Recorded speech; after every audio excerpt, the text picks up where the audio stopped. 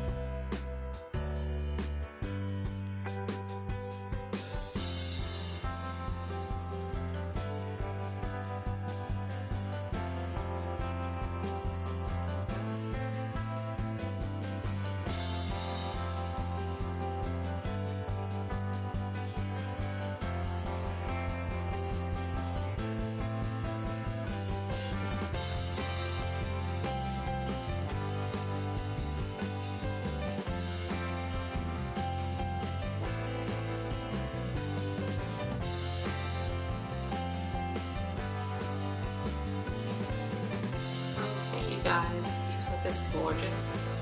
It's so simple and easy to make. Now let's go ahead and start playing around and decorating with it.